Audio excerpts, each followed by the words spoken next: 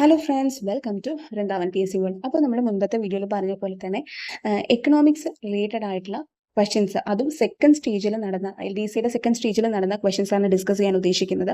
അപ്പോൾ അത് mainly NCERT ചാപ്റ്റേഴ്സിൽ നിന്നാണ് കൂടുതലും ചോദിച്ചിട്ടുള്ളത്. ഓക്കെ, അപ്പോൾ ഫസ്റ്റും സെക്കൻഡും സ്റ്റേജിൽ നടന്ന ആ ഒരു പേപ്പർ നോക്കുമ്പോൾ എക്കണോമിക്സ് റിലേറ്റഡ് ആയിട്ട് കുറച്ച് ടഫായിട്ട് തോന്നിയിട്ടുണ്ടാകണം കുറച്ചു പേർക്കെങ്കിലും, എല്ലാവർക്കും അല്ല കേട്ടോ.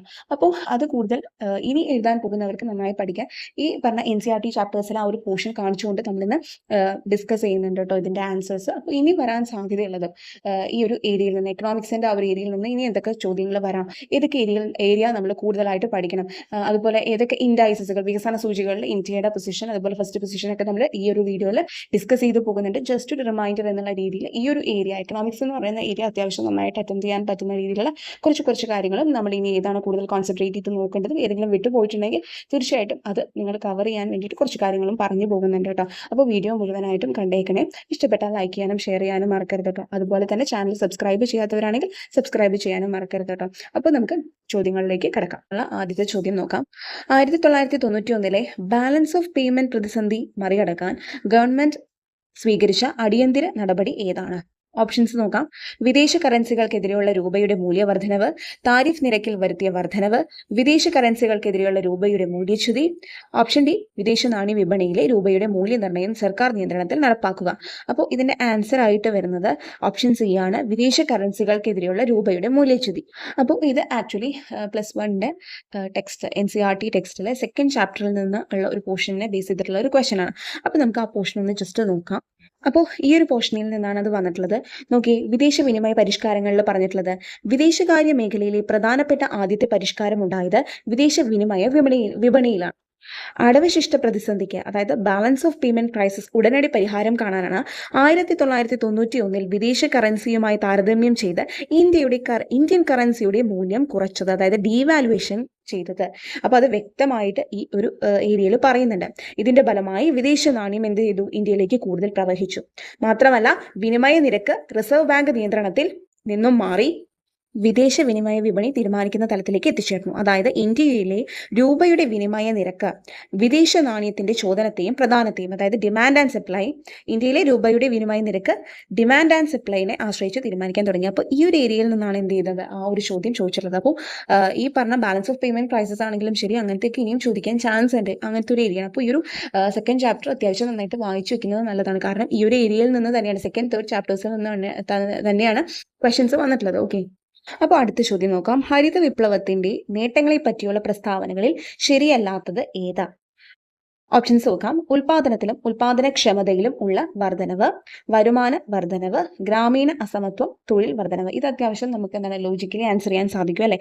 ഗ്രീൻ റവല്യൂഷനെ സംബന്ധിച്ചിട്ട് ഈ പറഞ്ഞ ഫസ്റ്റ് സെറ്റിലാണെങ്കിലും, ഫസ്റ്റത്തേലാണെങ്കിലും സെക്കൻഡത്തേലാണെങ്കിലും, അതുപോലെ തന്നെ ഈ കഴിഞ്ഞ ലാബ് അറ്റൻഡറിന്റെ എക്സാമിന് പോലും ചോദിച്ചിട്ടുണ്ട് ഗ്രീൻ റവല്യൂഷനും അതുപോലെ എന്താണ് ഈ നവസാമ്പത്തിക പരിഷ്കാരങ്ങളൊക്കെ ചോദിച്ചിട്ടുണ്ട്, റിപ്പീറ്റഡ് ആയിട്ട് ചോദിച്ചിട്ടുണ്ട്. അപ്പോൾ ആ ഒരു ഏരിയ അത്യാവശ്യം ഇമ്പോർട്ടൻ്റ് ആണ്.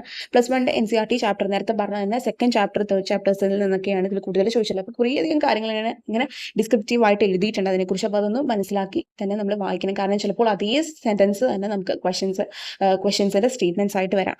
അപ്പോൾ ഇതിൽ നമുക്ക് ലോജിക്കലി ആൻസർ ചെയ്യാൻ പറ്റും. ഏതാണ് ആൻസർ? ഗ്രാമീണ അസമത്വം. അതായത് ആ ഒരു നേട്ടങ്ങൾ, ഗ്രീൻ റവല്യൂഷന്റെ നേട്ടങ്ങളിൽ എന്ത് വരില്ല? ഗ്രാമീണ അസമത്വം വരില്ല. അപ്പോൾ നമുക്ക് ആ ഒരു പോർഷൻ ഹരിത വിപ്ലവത്തെ സംബന്ധിച്ച് എന്താണ് പറഞ്ഞിട്ടുള്ളത് ടെക്സ്റ്റിൽ നിന്നും നോക്കാം. നോക്കി, ഹരിത വിപ്ലവം സ്വാതന്ത്ര്യ സമയത്ത് രാജ്യത്തിലെ 75% ജനങ്ങളും കൃഷിയെയാണ് ആശ്രയിച്ചത്. ഭൂരിഭാഗം കർഷകരും പഴയ സാങ്കേതിക വിദ്യ ഉപയോഗിച്ചിരുന്നതിനാലും ആവശ്യമായ അടിസ്ഥാന സൗകര്യങ്ങളുടെ അഭാവത്താലും കാർഷിക മേഖലയിലെ ഉൽപാദനക്ഷമത വളരെ കുറവായിരുന്നു. ഇന്ത്യൻ കൃഷി പ്രധാനമായും മൺസൂണിനെ ആശ്രയിച്ചുള്ളതാണ്. ജലസേചന സൗകര്യം ലഭ്യമല്ലെങ്കിൽ മഴക്കുറവ് കർഷകരെ പ്രയാസത്തിലാക്കിയിരുന്നു. വളരെ കുറച്ച് കർഷകർക്ക് മാത്രമേ ജലസേചന സൗകര്യങ്ങൾ ലഭ്യമായിരുന്നുള്ളൂ. ഹരിത വിപ്ലവത്തിലൂടെ കോളനി ഭരണത്തിന് കീഴിൽ കാർഷിക മേഖലയിൽ നിലനിന്നിരുന്ന സ്തംഭനാവസ്ഥ കുറെയൊക്കെ പരിഹരിക്കാനായി. ഹരിത വിപ്ലവം എന്നത് അത്യുൽപാദന ശേഷിയുള്ള വിത്തിനങ്ങളുടെ, പ്രത്യേകിച്ചും ഗോതമ്പിന്റെയും നെല്ലിന്റെയും ഉൽപാദനത്തിൽ ഉണ്ടായ വൻ വർധനവിനെ സൂചിപ്പിക്കുന്നു. ഇത്തരത്തിൽ അത്യുൽപാദന ശേഷിയുള്ള വിത്തിനങ്ങൾ ഉപയോഗിക്കുന്നതിന് കൃത്യമായ അളവിൽ രാസവളങ്ങൾ, കീടനാശിനികൾ എന്നിവയും സ്ഥിരമായ ജലസേചനവും ആവശ്യമാണ്. ഇതിനു പുറമെ നിവേശങ്ങളുടെ, അതായത് ഇൻപുട്സ്, ശരിയായ അനുപാതത്തിലുള്ള ഉപയോഗവും പ്രധാനമാണ്.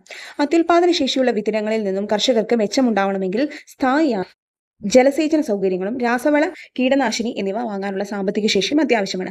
അപ്പോൾ ഇതിൽ ശ്രദ്ധിക്കേണ്ട അടുത്ത ഒരു പോർഷനാണ് ഇത്. തൽഫലമായി ഹരിത വിപ്ലവത്തിന്റെ ഒന്നാം ഘട്ടത്തിൽ ഏകദേശം 1960 പകുതി മുതൽ 1970 പകുതി വരെ, അതായത് നമുക്കറിയാം 1951 to 56 first 5 year plan, then 56 to 61 വരെ സെക്കൻഡ്, ദെൻ 61 മുതൽ 66 വരെ. ഇതാണ് തേർഡ് 5 year പ്ലാൻ നടക്കുന്നത് അല്ലേ, 61 to 66. അപ്പോൾ ഈ ഒരു മൂന്നാം പഞ്ചവത്സര പദ്ധതി കാലഘട്ടത്തിലാണ് ഹരിത വിപ്ലവത്തിന് തുടക്കം കുറിക്കുന്നത്. അപ്പോൾ ആ ഒരു റേഞ്ചാണ് ഇവിടെ എഴുതിയിട്ടുള്ളത്. നോക്കൂ, 1960 പകുതി മുതൽ 1970 പകുതി വരെ ഹരിത വിപ്ലവത്തിന്റെ ഒന്നാം ഘട്ടം എന്ന് പറയുന്നത് അതാണ്, മൂന്നാം പഞ്ചവത്സര പദ്ധതി കാലത്ത്. ഇതാണ് നമുക്ക് ഫസ്റ്റ് സ്റ്റേജിൽ ഒരു സ്റ്റേറ്റ്മെന്റ് ആയിട്ട് വന്നത് അല്ലെ. അതായത് ഏതോ ഒരു പഞ്ചവത്സര പദ്ധതി റിലേറ്റഡ് ആയിട്ടാണ് പറഞ്ഞത്, തുടക്കത്തിൽ മുതൽ ഇത് ഒരു സ്റ്റേറ്റ്മെന്റ് ഉണ്ടായിരുന്നത് റിലേറ്റഡ് ആയിട്ട്. അപ്പോൾ ഗ്രീൻ റവല്യൂഷൻ വളരെ ശ്രദ്ധിച്ച് ഇതിൽ വായിച്ചു തന്നെ നോക്കണം. അത്യുൽപാദന ശേഷിയുള്ള വിത്തിനങ്ങളുടെ ഉപയോഗം സാമ്പത്തികമായി മുന്നിൽ നിൽക്കുന്ന പഞ്ചാബ്, ആന്ധ്രാപ്രദേശ്, തമിഴ്നാട് എന്നീ സംസ്ഥാനങ്ങളിലായി പരിമിതപ്പെട്ടു. അതിലുപരി അത്യുൽപാദന ശേഷിയുള്ള വിത്തിനങ്ങൾ കൂടുതൽ നേട്ടമുണ്ടാക്കിയത് ഗോതമ്പ് കൃഷി ചെയ്യുന്ന പ്രദേശങ്ങളിലാണ്. ഹരിത വിപ്ലവത്തിന്റെ രണ്ടാം ഘട്ടം ഇവിടെ പറയുന്നുണ്ട്. രണ്ടാം ഘട്ടം ഏതാണ്? 1970 പകുതി മുതൽ 80 പകുതി വരെ. അപ്പോൾ ഏത് പഞ്ചവത്സര പദ്ധതി കാലമാണ്? നമുക്കറിയാം 1966 ശേഷം 66 മുതൽ 69 വരെ പ്ലാൻ ഹോളിഡേ ആയിരുന്നു അല്ലെ. പിന്നീട് 1969 മുതൽ 74 വരെ അല്ലെ, നാലാം പഞ്ചവത്സര പദ്ധതിയായിരുന്നു. പിന്നെ 74 മുതൽ 79 വരെ അഞ്ചാം പഞ്ചവത്സര പദ്ധതിയായി. ശേഷം ആ ഒരു 80, അതായത് 1978 80 കാലഘട്ടങ്ങളിലായിട്ട് എന്ത് സംഭവിക്കുന്നുണ്ട്? റോളിംഗ് പ്ലാൻ ഉണ്ട്. അപ്പോൾ ഈ ഒരു അതായത് ഫിഫ്ത്ത് 5 year പ്ലാന്റെ ഒക്കെ ഒരു സമയം അല്ലേ, ആ ഒരു ടൈമിലൊക്കെയാണ് എന്ത് വരുന്നത്? ഈ ഹരിത വിപ്ലവത്തിന്റെ രണ്ടാം ഘട്ടം വരുന്നത്. അപ്പോൾ സ്പെസിഫിക് ആയിട്ട് ഇവിടെ പറയുന്നുണ്ട് 70 പകുതി മുതൽ 80 പകുതി വരെ എന്നുള്ളത്. മറ്റേത് 60 പകുതി മുതൽ 70 പകുതി വരെ എന്ന് കൃത്യമായി പറയുന്നുണ്ട്. അപ്പോൾ നോക്കാം, അത്യുൽപാദന ശേഷിയുള്ള വിത്തിനങ്ങളും സാങ്കേതിക വിദ്യയും കൂടുതൽ സംസ്ഥാനങ്ങളിലേക്ക് വ്യാപിപ്പിക്കുകയും കൂടുതൽ വൈവിധ്യമുള്ള വിളകൾക്ക് പ്രയോജനപ്പെടുകയും ചെയ്തു. ഹരിത വിപ്ലവ സാങ്കേതിക വിദ്യയുടെ വ്യാപനം ഇന്ത്യയെ ഭക്ഷ്യധാന്യങ്ങളുടെ കാര്യത്തിൽ സ്വയം പര്യാപ്തത കൈവരിക്കാൻ പ്രാപ്തമാക്കി. നമ്മുടെ ഭക്ഷ്യ ആവശ്യങ്ങൾക്കായി നാം അമേരിക്കയുടെയോ മറ്റേതെങ്കിലും രാഷ്ട്രങ്ങളുടെയോ ദയയ്ക്ക് വേണ്ടി ഇനി കാത്തു നിൽക്കേണ്ടതില്ല. ശേഷം ഈ ഒരു ഭാഗം നോക്കാം. ഹരിത വിപ്ലവം രാഷ്ട്രത്തിന് വലിയ നേട്ടം ഉണ്ടാക്കിയെങ്കിലും ഇതിനെ ഉപയോഗപ്പെടുത്തിയ സാങ്കേതിക വിദ്യ പ്രശ്നങ്ങളിൽ നിന്ന് മുക്തമായിരുന്നില്ല.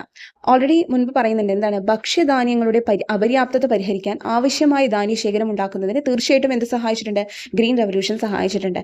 എന്നാൽ ഇതിന്റെ ഒരു പരിണിത ഫലം ചെറുകിട കർഷകരും വൻകിട കർഷകരും തമ്മിലുള്ള അന്തരം വർദ്ധിപ്പിച്ചു എന്നതാണ്.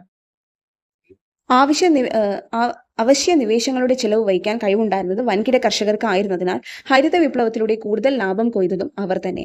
മാത്രമല്ല അത്യുൽപാദന മേന്മയുള്ള വിളകൾക്ക് കൂടുതൽ കീടാക്രമണ സാധ്യത ഉണ്ടായിരുന്നതിനാൽ ഇത്തരം സാങ്കേതിക വിദ്യ സ്വീകരിച്ച ചെറുകിട കർഷകർക്ക് കീടാക്രമണം ഉണ്ടായാൽ എല്ലാം നഷ്ടമാകും.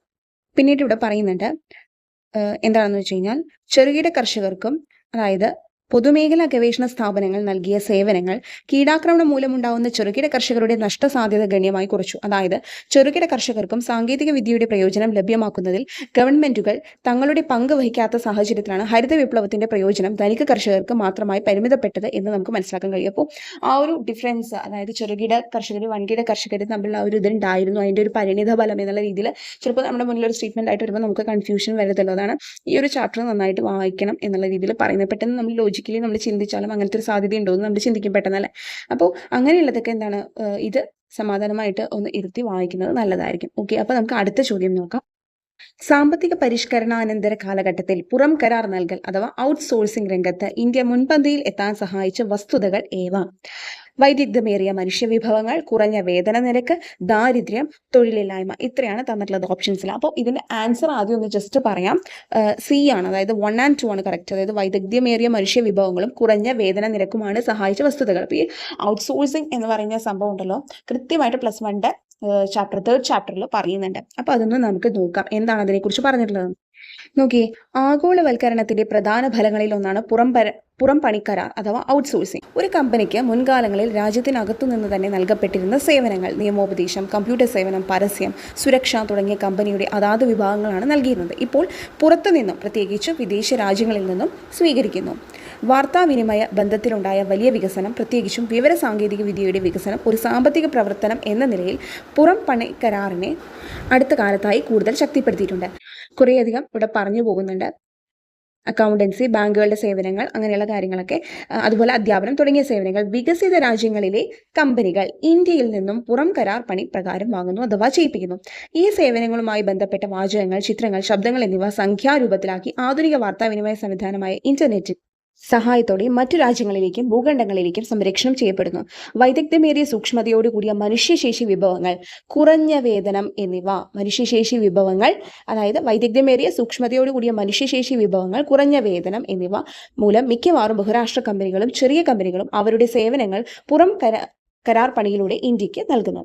കുറഞ്ഞ വേതന നിരക്ക്, വിദഗ്ധ തൊഴിലാളികളുടെ ലഭ്യത എന്നിവ സാമ്പത്തിക പരിഷ്കരണത്തിനു ശേഷമുള്ള കാലഘട്ടത്തിൽ പുറം കരാർ പണിയുടെ ഒരു ആഗോള കേന്ദ്രമായി ഇന്ത്യയെ മാറ്റിയിരിക്കുന്നു. ഇതാണ് പറഞ്ഞിട്ടുള്ളത്. അപ്പോൾ ഇതിൽ നിന്നാണ് ചോദ്യം വന്നത്. ഓക്കെ, ഔട്ട്സോഴ്സിങ്ങിന് സഹായിച്ച ഘടകങ്ങൾ കുറഞ്ഞ വേതന നിരക്കും അതുപോലെ തന്നെ വിദഗ്ധ തൊഴിലാളികളുടെ ലഭ്യതയും എന്നിവ സാമ്പത്തിക പരിഷ്കരണത്തിനു ശേഷമുള്ള കാലഘട്ടത്തിൽ പുറം കരാർ പണിയുടെ ഒരു ആഗോള കേന്ദ്രമായി ഇന്ത്യയെ മാറ്റിയിരിക്കുന്നു. അപ്പോൾ ഈ ഒരു ഏരിയയിൽ നിന്നാണ് അത് വന്നിട്ടുള്ളത്. ഓക്കെ, അപ്പോൾ ആ ഒരു ചാപ്റ്റർ ഒന്ന് കൃത്യമായി തന്നെ വായിച്ചു വെക്കുന്നത് നല്ലതായിരിക്കും. ഓക്കെ, അടുത്ത ചോദ്യം നോക്കാം. ഇന്ത്യൻ കാർഷിക രംഗത്തെക്കുറിച്ചുള്ള പ്രസ്താവനകളിൽ ശരിയല്ലാത്തത് ഏത്?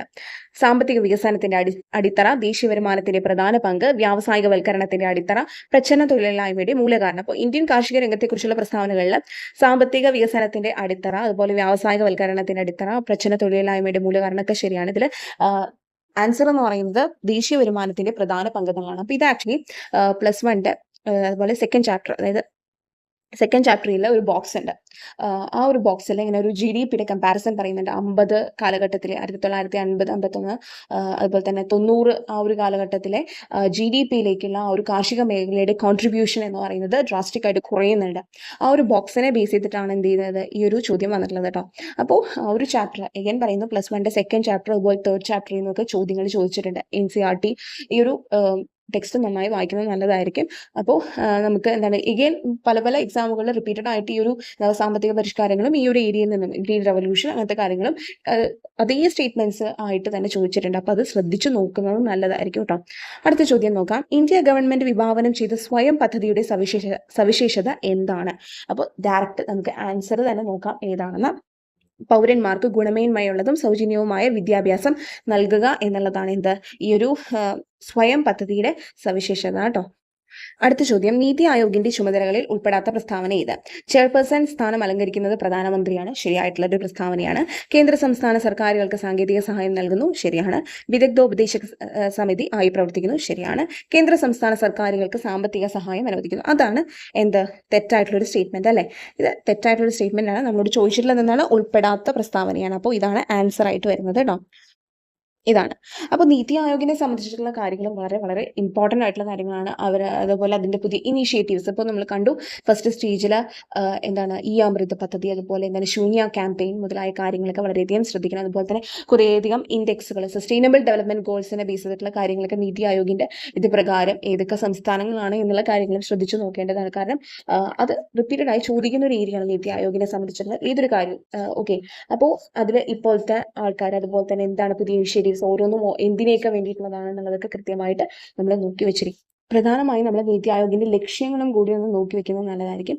അതുപോലെ തന്നെ മാനവ വിഭവശേഷി വികസിപ്പിക്കുന്നതിന്റെ ഭാഗമായി നീതി ആയോഗിന്റെ കീഴിൽ ഒരു സ്ഥാപിതമായ ഒരു സ്വയം ഭരണാധികാര സ്ഥാപനമുണ്ട്. അതാണ് NILERT, നിലോഡ് എന്ന് വേണമെങ്കിൽ പറയാം. അതായത് national institute of labour economics research and development എന്നാണ് ഈ ഒരു സംഭവത്തിന്റെ ഫുൾ ഫോം എന്ന് പറയുന്നത്. മുൻപ് ഇത് institute of applied man power research എന്നാണ് അറിയപ്പെട്ടിരുന്നത്. 2014 മുതലാണ് എന്തായത് നിലോഡ് എന്നുള്ള പേരിലേക്ക് മാറിയത്. ഓക്കെ, ഈ പറഞ്ഞ ഒരു മാനവ വിഭവശേഷി വികസിപ്പിക്കുന്നതിന്റെ ഭാഗമായി നീതി ആയോഗിന്റെ കീഴിൽ പ്രവർത്തിക്കുന്ന സ്വയം ഭരണാധികാര സ്ഥാപനമാണ് ഇത് എന്നുള്ളതൊന്ന് ഓർത്തു വെച്ചിരിക്കുക കേട്ടോ. ഓക്കെ, അതുപോലെ തന്നെ നമ്മൾ എന്താണ് ഇതിനെ റിലേറ്റ് ചെയ്തിട്ടുള്ള കുറച്ച് ക്വസ്റ്റ്യൻസ് ഒക്കെ നമ്മൾ എന്ത് ചെയ്തിട്ടുണ്ട് മുൻപത്തേൽ ടെസ്റ്റ് സീരീസിലായിട്ടും അതുപോലെ തന്നെ ചില ക്വസ്റ്റ്യൻസ് ഒക്കെ നമ്മൾ കറണ്ട് അഫയേഴ്സിന്റെ വിഭാഗത്തിൽ നിന്നൊക്കെ എന്ത് ചെയ്തിട്ടുണ്ട് പറഞ്ഞിട്ടുണ്ട് കേട്ടോ. അപ്പോൾ ഇനി ഈ ഒരു നീതി ആയോഗിന്റെ ഇതിൽ നിന്ന് നമ്മൾ പിന്നെ ശ്രദ്ധിക്കേണ്ട ഒരു കാര്യം എന്താണെന്ന് വെച്ച് കഴിഞ്ഞാൽ അതിൻ്റെ ഒഫീഷ്യൽ വെബ്സൈറ്റിൽ പറഞ്ഞിരിക്കുന്ന ഓരോ ഇനീഷ്യേറ്റീവ്സുകളും ഓരോ അവർ ഇതാക്കിയേക്കുന്ന കുറേ കാര്യങ്ങളും ഒക്കെ ഒന്ന് നോട്ട് ചെയ്ത് വെച്ചിരിക്കുന്നത് നല്ലതായിരിക്കും കേട്ടോ. കാരണം ചോദിക്കാൻ ചാൻസ് ഉണ്ട്, ഇനിയും ചോദിക്കാൻ ചാൻസ് ഉണ്ട്. അപ്പോൾ നമുക്ക് ഇനി ഈ ഒരു എക്കണോമിക്സിൻ്റെ ഏരിയയിൽ നിന്ന് ചോദിക്കാൻ ചാൻസ് ഉള്ള കുറച്ച് ഇൻഡൈസസുകളുണ്ട്. അപ്പോൾ നമുക്ക് കുറച്ച് ഇൻഡെക്സുകൾ ഒന്ന് ശ്രദ്ധിച്ച് നോക്കേണ്ടതുണ്ട്. അപ്പോൾ അതൊന്ന് ജസ്റ്റ് പറഞ്ഞു പോവാം. ആദ്യത്തേത് HDI ഹ്യൂമൻ ഡെവലപ്മെൻറ്റ് ഇൻഡെക്സ്. ഇതിൽ ഇന്ത്യയുടെ പൊസിഷൻ അറ്റ് പ്രസൻറ്റ് 2023-24 134 കേട്ടോ. ഫസ്റ്റ് പൊസിഷൻ സ്വിറ്റ്സർലാൻഡിനാണ്. അത് എല്ലാവർക്കും അറിയാമായിരിക്കും. ഓക്കെ, അവർക്ക് തന്നെയായിരുന്നു മുൻപത്തെയും 22-ലെയും. ഇനി രണ്ടാമത്തെ ഒരു ഇൻഡെക്സ് ഹ്യൂമൻ ഹാപ്പിനെസ് ഇൻഡെക്സ്, മാനവ സന്തോഷ സൂചിക. ഇതിൽ ഇന്ത്യയുടെ പൊസിഷൻ 126 അറ്റ് പ്രസൻറ്റ്. അതായത് 2024 23 ഇത് തന്നെയായിരുന്നു സ്ഥാനം. അപ്പം എഗൈൻ ഇതിൽ ഫസ്റ്റ് പൊസിഷൻ ഫിൻലാൻഡിനാണ്. 7ാമത്തെ തവണയാണ് അവർക്ക് കിട്ടുന്നത്. ഓക്കെ, ഇനി മൂന്നാമത്തെ ഒരു ഇൻഡെക്സ് ജസ്റ്റ് ഒന്ന് മനസ്സിലാക്കി വെച്ചിരിക്കുക. മാനവ ദാരിദ്ര്യ സൂചികയുടെ ഹ്യൂമൻ പോവർട്ടി ഇൻഡെക്സ് ഉണ്ട്. അതിൽ ഇന്ത്യയുടെ പൊസിഷൻ എന്ന് പറയുന്നത് 126 തന്നെയാണ്. ഫസ്റ്റ് എന്താണ് സൊമാലിയ, സൗത്ത് സുഡാൻ അതൊക്കെയാണ്. ഓക്കെ, അപ്പോൾ ഇതൊക്കെ ഒന്ന് ഈ ഇൻഡൈസസുകളും അതുപോലെ തന്നെ നീതി ആയോഗിന്റെ സസ്റ്റൈനബിൾ ഡെവലപ്മെന്റ് ഗോൾസിന്റെ ഇൻഡൈസസുകളും അതിന്റെ സംസ്ഥാനങ്ങളുടെയൊക്കെ ഒന്ന് നോക്കിയിരിക്കുന്നത് നല്ലതായിരിക്കും. അപ്പോൾ ഇതൊക്കെ ചോദിക്കാൻ സാധ്യതയുള്ള ഏരിയയാണ്. അതുപോലെ തന്നെ ചോദിക്കാൻ ചാൻസ് ഉള്ള ഒരു ഏരിയയാണ് 5 ഇയർ പ്ലാൻസ്. അപ്പോൾ ഒബ്വിയസ്ലി 12 5 ഇയർ പ്ലാൻസിൻ്റെയും ആ ഒരു ഇമ്പോർട്ടൻസ് കൊടുത്തത് ഏതിനൊക്കെയാണ്, ജനറലി ഏതിനൊക്കെയാണ് എന്നുള്ളതും കൂടെ മനസ്സിലാക്കേണ്ടതുണ്ട്. അതുപോലെ തന്നെ ആദ്യത്തെ 7 പഞ്ചവത്സര പദ്ധതികളെ എന്തിനാണ് കൂടുതൽ പ്രാധാന്യം കൊടുത്തത് എന്നുള്ളതും കൂടി ഒന്ന് മനസ്സിലാക്കി വെക്കുക. വേറൊന്നുമല്ല, ഇന്ത്യയിൽ തന്നെ നിർമ്മിക്കാൻ കഴിയുന്ന വസ്തുക്കളുടെ ഇറക്കുമതി ഒഴിവാക്കിക്കൊണ്ടുള്ള ശാസ്ത്രീയത്വ സമീപനത്തിനാണ് ആദ്യ 7 ഇന്ത്യൻ പഞ്ചവത്സര പദ്ധതികൾ പ്രാധാന്യം നൽകിയത് എന്ന് പറയുന്നുണ്ട് കേട്ടോ. അപ്പൊ അതൊന്ന് ശ്രദ്ധിച്ച് മനസ്സിലാക്കി വെച്ചിരിക്കണം. അപ്പൊ ഈ പഞ്ചവത്സര പദ്ധതികളിൽ കൃത്യമായിട്ട് NCERT +1 ടെക്സ്റ്റിൽ സെക്കൻഡ് ചാപ്റ്ററിൽ പറയുന്നുണ്ട് എന്താണ് ഗോൾസ് എന്നുള്ളത് 5 ഇയർ പ്ലാൻസിന്റെ. അപ്പൊ അത് കൃത്യമായിട്ട് ആ 4 പഠിച്ചു വെക്കുക. ഒന്നെന്ന് പറയുന്നത് എല്ലാവർക്കും അറിയാം, എക്കണോമിക് ഗ്രോത്ത് ആണ്. Okay, economic growth. രണ്ടാമത്തത് ആധുനികവൽക്കരണം അഥവാ മോഡേണൈസേഷൻ. മൂന്നാമത്തത് ശാസ്ത്രീയത്വം, അതായത് self reliance. Okay, self reliance. Then ലാസ്റ്റത്തത് സമത്വം, ഇക്വാലിറ്റി എന്നല്ല എക്സ്പ്ലെയിൻ ചെയ്യണം കേട്ടോ, ഇക്വിറ്റി എന്നുള്ളതാണ്. അപ്പോൾ അതിൻ്റെ ആ ഒരു ഇംഗ്ലീഷ് ടേമോ അതിനെക്കുറിച്ച് ഡീറ്റെയിൽഡ് ആയിട്ടുള്ള കാര്യം ഈ പറഞ്ഞ സെക്കൻഡ് ചാപ്റ്ററിൽ പറയുന്നുണ്ട്. അപ്പോൾ അതൊന്ന് നന്നായിട്ട് നോക്കി വെച്ചിരിക്കുക. കാരണം മുമ്പത്തെ ഒരു ഇതിൽ താഴെ പറയുന്നവയിൽ ഏതാണ് രാജ്യത്തെ, അതായത് ഇങ്ങനത്തെ ഒരു സ്റ്റേറ്റ്മെന്റ്, അതായത് എന്താണ് ഈ ഒരു ഓരോന്നിൻ്റെയും ഈ പറഞ്ഞ ഓരോന്നിൻ്റെയും ഡിസ്ക്രിപ്ഷൻ അത് ശ്രദ്ധിച്ചു നോക്കുക. അത് തന്നിട്ട് താഴെ പറയുന്നവയിൽ ഏതാണ് നമ്മുടെ 5 ഇയർ പ്ലാൻസിന്റെ ലക്ഷ്യങ്ങളിൽ സൂചിപ്പിക്കുന്നത് എന്നുള്ള രീതിയിൽ ചോദ്യം വന്നിട്ടുണ്ട്. ഓക്കെ, ഒരു LGS അപ്പോൾ അത് തീർച്ചയായിട്ടും മനസ്സിലാക്കി വെക്കണം. അതുകൊണ്ടാണ് ഇത് വളരെ വളരെ ഇമ്പോർട്ടൻ്റ് ആണ്. അപ്പോൾ 5 ഇയർ പ്ലാൻസിന്റെ ഓരോന്നും നമ്മൾ അതിന് എന്തൊക്കെ ഇംപ്ലിമെന്റ് ചെയ്തിട്ടുണ്ട് ഓരോ 5 ഇയർ പ്ലാനിലും എന്നുള്ളതും കൃത്യമായിട്ട് നോക്കണം. സാമ്പത്തിക ആസൂത്രണം ഭരണഘടനയുടെ ഏത് ലിസ്റ്റിലാണ് വരിക? കൺകറന്റ് ലിസ്റ്റിലാണ് കേട്ടോ വരിക. അപ്പൊ അതൊന്ന് മനസ്സിലാക്കി വെച്ചേക്കുക, കൺകറന്റ് ലിസ്റ്റിലാണ് എന്നുള്ളത്. ഓക്കെ, അതുപോലെ തന്നെ ശ്രദ്ധിച്ചു നോക്കേണ്ടതാണ് എക്കണോമിക് ഗ്രോത്തും എക്കണോമിക് ഡെവലപ്മെന്റും എന്താണെന്നത്. എക്കണോമിക് ഗ്രോത്ത് എന്ന് പറയുന്നത് ആക്ച്വലി ഒബ്വിയസ്ലി നമുക്കറിയാം എന്താണ് ഉൽപാദനം, അതായത് സാധനങ്ങളുടെയും സേവനങ്ങളുടെയും ഉൽപാദനത്തിൽ ഉണ്ടായ വർധനമാണ് ആക്ച്വലി എക്കണോമിക് ഗ്രോത്ത് ഉദ്ദേശിക്കുന്നത്. ഓക്കെ, അപ്പോൾ GDP-യിൽ ഉണ്ടാകുന്ന വളർച്ച സ്വാഭാവികമായിട്ടും അതാണ് ഉദ്ദേശിക്കുന്നത്. എന്നാൽ എക്കണോമിക് ഡെവലപ്മെന്റ് എന്ന് പറയുമ്പോൾ ഈ പറഞ്ഞ സാമ്പത്തിക വളർച്ചയുടെ കൂടെ എന്തും കൂടെ വരണം, അവിടെ ജീവിത നിലവാരവും കൂടെ ഉയരണം. ജീവിത നിലവാരവും കൂടെ ഉയരുമ്പോഴാണ് അത് എന്താവുന്നത്, എക്കണോമിക് ഡെവലപ്മെന്റ് ആകുന്നത്.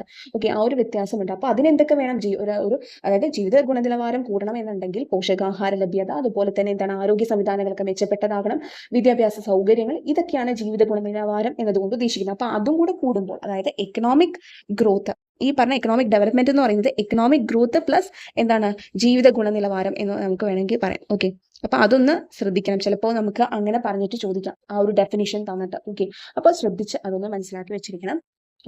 ബേസിക് ആയിട്ട് നമ്മൾ പറഞ്ഞ വികസന സൂചികകൾ ഏതൊക്കെയാണ്? പ്രതിശീർഷ വരുമാനം, മാനവ വികസന സൂചിക, മാനവ ജീവിത ഗുണനിലവാര സൂചിക, അതുപോലെ മാനവ സന്തോഷ സൂചിക. ഇതിൽ ഏറ്റവും കൂടുതൽ വികസന സൂചികകളിൽ ഏറ്റവും ലളിതവും പരമ്പരാഗതവുമായത് ഏതാണ്? അത് പെർ ക്യാപിറ്റ ഇൻകം ആണ്. ഓക്കെ, പ്രതിശീർഷ വരുമാനമാണ് ഏറ്റവും ലളിതവും പരമ്പരാഗതവുമായത്. എന്നാൽ ഏറ്റവും പ്രതിശീർഷ വരുമാന സൂചികയേക്കാൾ മികച്ചത് ഏതാണെന്ന് വെച്ച് കഴിഞ്ഞാൽ physical quality of life index എന്ന് പറയുന്ന PQLI ആണ്. ഓക്കെ, അപ്പോൾ അത് കൃത്യമായി മനസ്സിലാക്കി വെച്ചിരിക്കുക. അതുപോലെ തന്നെ പ്രൈമറി, സെക്കൻഡറി, ടെർഷറി സെക്ടേഴ്സിൽ വരുന്നത് ശ്രദ്ധിച്ചു തന്നെ നോക്കണം. ടെക്സ്റ്റിൽ എക്സാക്റ്റ് ആയിട്ട് പറയുന്നുണ്ട് ഏതൊക്കെയാണ്. അപ്പോൾ പെട്ടെന്ന് തെറ്റാൻ ചാൻസ് ഉള്ളതൊക്കെ തരുള്ളൂ. ഇപ്പൊ ഗതാഗതം, അത് ഏത് വിഭാഗത്തിൽ വരുന്നു? ടെർഷറി സെക്ടറിലാണ് വരുന്നത്. അതുപോലെ ജലവിതരണം വൈദ്യുതി ഉൽപാദനമൊക്കെ ഇതിൽ വരുന്നു സെക്കൻഡറി സെക്ടറിലാണ് വരുന്നത്. ഓക്കെ, ദ്വിതീയ മേഖല, അതായത് നമ്മളുടെ വ്യവസായങ്ങളൊക്കെ വരുന്ന അതിലാണ്. പിന്നെ ഖനനം മത്സ്യബന്ധനമൊക്കെ ഇതിൽ വരുന്നു പ്രൈമറി സെക്ടറിൽ വരുന്നു. അപ്പൊ അതൊക്കെ കൃത്യമായിട്ട് നമ്മൾ ടെക്സ്റ്റ് ബേസ് ചെയ്ത് വായിച്ചു കഴിഞ്ഞാൽ കുറച്ചും കൂടെ എളുപ്പമായിരിക്കും. ചിലപ്പോൾ അതേ സ്റ്റേറ്റ്മെന്റ്സ് ഒക്കെ തന്നെയായിരിക്കും തിരിച്ചു മറിച്ചൊക്കെ ചോദിക്കാൻ സാധ്യതയുണ്ട്. ഓക്കെ, അപ്പൊ അതൊന്ന് കൃത്യമായിട്ട് എക്കണോമിയുടെ ആ ഒരു ഏരിയയിൽ നിന്ന് ഈ ഒരു ഏരിയ കുറച്ചും കൂടെ ശ്രദ്ധിച്ചു നോക്കുക. അതുപോലെ തന്നെ നമുക്കറിയാം ഫാക്ടേഴ്സ് ഓഫ് പ്രൊഡക്ഷനിൽ നമ്മൾ പഠിക്കുന്നുണ്ട് അല്ലെ, ലാൻഡ്, ലേബർ, ക്യാപിറ്റൽ, ഓൺട്രപ്രണർഷിപ്പ് എന്ന് പറയുന്നത്. അതിന്റെ മലയാളം പറയേണ്ടതില്ല, എല്ലാവർക്കും അറിയാമായിരിക്കും. അപ്പൊ അതില് എന്താണ് ഏറ്റവും ആക്റ്റീവ് ആയിട്ടുള്ളത് കമ്പോണൻസ് ഉണ്ട്, പാസീവ് ആയിട്ടുള്ളതുണ്ട്. ആക്റ്റീവ് എന്ന് പറഞ്ഞു കഴിഞ്ഞാൽ എന്താണ് ആക്റ്റീവായിട്ട് അതിൽ പാർട്ടിസിപ്പേറ്റ് ചെയ്യുന്നത്. അതായത് എന്താ എൻ്റെ മലയാളം പറയുകയാണെങ്കിൽ സക്രിയ ഘടകങ്ങൾ. ഓക്കെ, സക്രിയ ഘടകങ്ങൾ, അതുപോലെ തന്നെ നിഷ്ക്രിയ ഘടകങ്ങൾ. അപ്പോൾ ചിലപ്പോൾ ഒരു ചോദ്യം അതായിരിക്കും, അതായത് ഫാക്ടേഴ്സ് ഓഫ് പ്രൊഡക്ഷനിൽ ഉൽപാദന ഘടകങ്ങളിലെ നിഷ്ക്രിയ ഘടകങ്ങൾ ഏതൊക്കെയാണെന്ന് വെച്ച് കഴിഞ്ഞാൽ ഭൂമി, ലാൻഡ്, അതുപോലെ തന്നെ ക്യാപിറ്റൽ. ഓക്കെ, ക്യാപിറ്റൽ, ഇത് രണ്ടും പാസീവ് ഫാക്ടേഴ്സ് ആണ്, അതായത് നിഷ്ക്രിയ ഘടകങ്ങൾ, ഡയറക്റ്റ്ലി പാർട്ടിസിപ്പേറ്റ് ചെയ്യുന്നില്ല അത്. ഓക്കെ, എന്നാൽ ബാക്കി രണ്ടെണ്ണം ലേബറും അതുപോലെ ഓൺട്രപ്രണർഷിപ്പും. ഓക്കെ, ഇത് രണ്ടും ആക്റ്റീവ് ഫാക്ടേഴ്സ് ആണ്. ഓക്കെ, ഡയറക്ട്ലി ടേക്ക് പാർട്ട്, അതിൽ പാർട്ടിസിപ്പേറ്റ് ചെയ്യുന്നുണ്ട്, ആക്റ്റീവ് ഫാക്ടേഴ്സ് ആണ്, സക്രിയ ഘടകങ്ങളാണ്. അപ്പൊ അത് ചിലപ്പോൾ ചോദിക്കാം. അപ്പൊ അതും ഒന്ന് ശ്രദ്ധിച്ചു വെച്ചിരിക്കുക. ഫാക്ടേഴ്സ് ഓഫ് പ്രൊഡക്ഷൻ, ഇതിനൊക്കെ കിട്ടുന്ന ആ ഒരു റെമ്യൂണറേഷൻ എന്ന് പറയുന്നത്, അതായത് ഇതിന്റെയൊക്കെ ആ ഒരു എന്താ പറയാ, അതിന് കിട്ടുന്ന സംഭവങ്ങളാണ് എന്ത്, ഇപ്പൊ ലാൻഡിന് റെന്റ്, തൊഴിലിന് വേജസ്, മൂലധനത്തിന് ഇൻട്രസ്റ്റ്, സംഘാടനത്തിന് പ്രോഫിറ്റ്.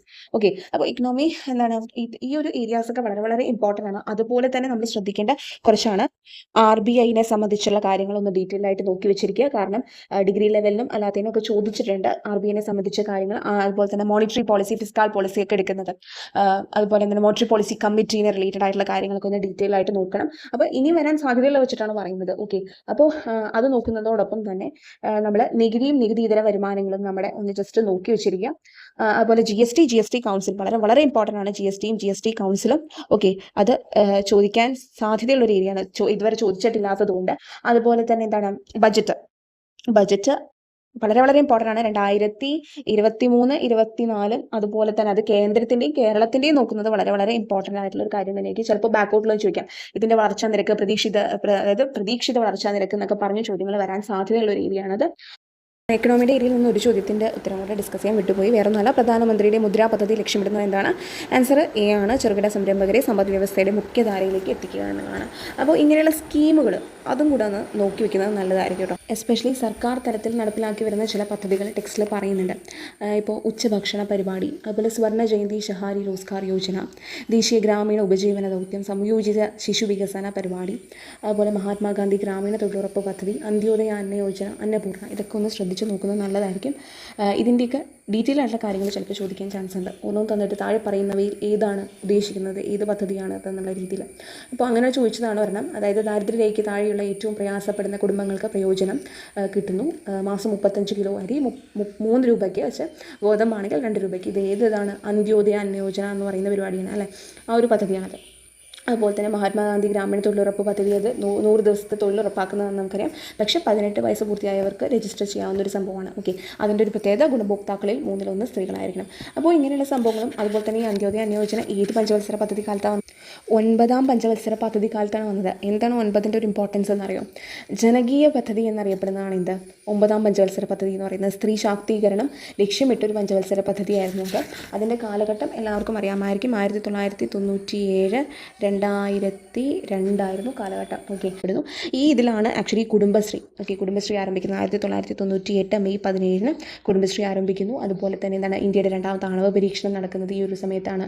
അതുപോലെ തന്നെ ഇന്ത്യയിലെ ഭക്ഷ്യ പൊതുവിതരണ സംവിധാനം 1997 ജൂൺ 1 ആരംഭിക്കുന്നു. അതുപോലെ തന്നെ സർവശിക്ഷ അഭിയാൻ SSA അത് വരുന്നു. അതുപോലെ തന്നെ ഈ പറഞ്ഞ അന്ത്യോദയ അന്ന യോജന, സമ്പൂർണ്ണ ഗ്രാമീൺ റോസ്ഗാർ യോജന എന്നൊക്കെ പറഞ്ഞ് വരുന്നുണ്ട്. ഓക്കെ, അത് ഈ ഒരു 9ാം പഞ്ചവത്സര പദ്ധതിയിലാണ്. അപ്പോൾ 11ാം പഞ്ചവത്സര പദ്ധതിയെയാണ് ആക്ച്വലി ഇന്ത്യയുടെ വിദ്യാഭ്യാസ പദ്ധതി എന്ന് ഡോക്ടർ മൻമോഹൻ സിംഗ് വിശേഷിപ്പിച്ചത് കേട്ടോ. അപ്പം അതിലാണ് ആധാറിൻ്റെ പദ്ധതിയൊക്കെ, അതും ആം ആദ്മി ബീമ യോജനയൊക്കെ വരുന്നത് അതിലാണ്. ഓക്കെ, മാത്രമല്ല ആ ഒരു ഇതിലാണ് വിദ്യാഭ്യാസ അവകാശ നിയമമൊക്കെ പാസ്സാക്കുന്നത് ആ ഒരു പദ്ധതിയുടെ സമയത്താണ്. ഓക്കെ, അപ്പോൾ 11 ഇമ്പോർട്ടൻ്റ് ആണ്. 2007-2012 കാലഘട്ടം. ഓക്കെ, ഇനി 12ാം പഞ്ചവത്സര പദ്ധതിയും വളരെ വളരെ ഇമ്പോർട്ടൻ്റ് ആണ്. 2012-2017 ഇതാണെന്നു ലാസ്റ്റത്തെ അല്ലേ. ഇപ്പം മെയിനായിട്ട് തന്നെ സസ്റ്റൈനബിൾ ഡെവലപ്മെൻറ്റ്, അതുപോലെ ഇൻക്ലൂസീവ് ഗ്രോത്ത്, അതായത് എല്ലാവരും ഉൾക്കൊള്ളിച്ചുകൊണ്ടുള്ളൊരു വളർച്ചയൊക്കെയാണ് മെയിൻ ലക്ഷ്യങ്ങളിൽ വരുന്നത്. അതുപോലെ ഫസ്റ്റ് ഗ്രോത്ത് ഒക്കെ പറയുന്നുണ്ട് അതിൽ. അപ്പോൾ മെയിനായി സുസ്ഥിര വികസനമാണ് കേട്ടോ ഇതിൽ പറയുന്നത്. അപ്പോൾ ഈ 2012 ആരംഭിച്ച് 2017 അവസാനിപ്പിച്ച ഇതിന്റെ ഇമ്പോർട്ടൻസ് എന്താണെന്ന് വെച്ച് കഴിഞ്ഞാൽ കുറച്ചധികം കാര്യങ്ങൾ ഇതിൽ വരുന്നുണ്ട്. അതായത് ഭക്ഷ്യസുരക്ഷാ ബിൽ ഒപ്പുവെക്കുന്നുണ്ട്, അതുപോലെ തന്നെ ആസൂത്രണ കമ്മീഷൻ പിരിച്ചുവിടുന്നു. പിന്നീട് മേക്ക് ഇൻ ഇന്ത്യ, ഓക്കെ, നമുക്കതൊരു വേറെ കളറിൽ പറയാം. ഓക്കെ, മേക്ക് ഇൻ ഇന്ത്യ പദ്ധതി വരുന്നത് 2014 കേട്ടോ, 2014 വരുന്നുണ്ട്. അതുപോലെ തന്നെ എന്താണ് സ്വച്ഛ് ഭാരത് അഭിയാൻ, ഓക്കെ, സ്വച്ഛ് ഭാരത് അഭിയാൻ വരുന്നതും 2014 അതും ഈ ഒരു പഞ്ചവത്സര പദ്ധതി കാലഘട്ടത്തിലാണ്, അതായത് 12ാം പഞ്ചവത്സര പദ്ധതി കാലഘട്ടത്തിലാണ്. അപ്പോൾ make in India 2014, Swachh Bharat Abhiyan 2014, അതുപോലെ തന്നെ പ്രതിരോധ കുത്തിവയ്പ്പില്ലേ മിഷൻ ഇന്ദ്രധനുഷ്, ഇത് നിങ്ങൾ എല്ലാവരും കേട്ട് കാണും. ഇതും വരുന്നത് ആക്ച്വലി എന്തിലാണ്, ഈ പറഞ്ഞ 12ാം പഞ്ചവത്സര പദ്ധതി കാലഘട്ടത്തിലാണ്. ഓക്കെ, അത് ആരംഭിക്കുന്നത് 2014 ആരംഭിക്കുന്നത്. ഓക്കെ, 2014 ആരംഭിക്കുന്നത്. അതുപോലെ തന്നെ നീതി ആയോഗ് രൂപീകരിച്ചു. വളരെ വളരെ ഇമ്പോർട്ടൻ്റ് ആണ്. നീതി ആയോഗ് വന്നത് ഈ ഒരു ഇതിലാണ്. ഏതാണ് ഡേറ്റ് എല്ലാവർക്കും അറിയാം, 2015 ജാനുവരി 1. ഓക്കെ, ജാനുവരി 2015 ജാനുവരി 1. അതുപോലെ തന്നെ ബേട്ടി ബച്ചാവോ ബേട്ടി പഠാവോ എന്ന വിദ്യാഭ്യാസ പദ്ധതി വരുന്നത് ഈ ഒരു പഞ്ചവത്സര പദ്ധതി കാലഘട്ടത്തിലാണ്. മുദ്രാ ബാങ്ക്, നമ്മളിപ്പോൾ കേണ്ട മുദ്രാ പദ്ധതി പറഞ്ഞില്ലേ, അതുപോലെ മുദ്രാ ബാങ്ക് നിലവിൽ വരുന്നത് ഈ ഒരു പഞ്ചവത്സര പദ്ധതി കാലഘട്ടത്തിലാണ്. ഓക്കെ, അതുപോലെ ഡിജിറ്റൽ ഇന്ത്യ പദ്ധതി, ഡിജിറ്റൽ ഇന്ത്യ പദ്ധതി എന്ന് പറഞ്ഞ സംഭവം വരുന്നതും ഈ ഒരു ടൈമിലാണ്. 2015 ജൂലൈ 1 കേട്ടോ വരുന്നത്. ഓക്കെ, അപ്പോൾ 2015 ജൂലൈ 1 ഡിജിറ്റൽ ഇന്ത്യ പദ്ധതി വരുന്നത്. അപ്പോൾ ഇത്രയും കാര്യങ്ങളൊക്കെ ഒന്ന് ശ്രദ്ധിച്ച് നോക്കിയേക്കാം കേട്ടോ, ചിലപ്പോൾ ചോദിക്കാൻ ചാൻസ് ഉണ്ട്. അതുപോലെ തന്നെ ഇമ്പോർട്ടൻ്റ് ആയിട്ടുള്ള മറ്റൊരു കാര്യം കൂടെ പറയാം. ഐക്യരാഷ്ട്രസഭയുടെ സുസ്ഥിര വികസന സൂചികയിൽ ഏറ്റവും മുന്നിൽ നിൽക്കുന്ന രാജ്യം 2024 വെച്ചിട്ട് ഫിൻലാൻഡ് ആണ്. ഓക്കെ, ഫിൻലാൻഡിന് തന്നെയാണ് ഫസ്റ്റ് പൊസിഷൻ. ഇന്ത്യയുടെ പൊസിഷൻ 109 കേട്ടോ. അപ്പോൾ അതും കൂടി ഒന്ന് നോട്ട് ചെയ്ത് വെച്ചിരിക്കുക സുസ്ഥിര വികസന ഇതിൽ. അപ്പോൾ സുസ്ഥിര വികസനം എന്ന് പറഞ്ഞാൽ അതിന്റെ ഐക്യരാഷ്ട്ര സംഘടന നിയമിച്ച ബ്രെഡ്ലാൻഡ് കമ്മീഷന്റെ നിർവചനമാണ് നമ്മൾ പറയുന്നത്, അല്ലെ.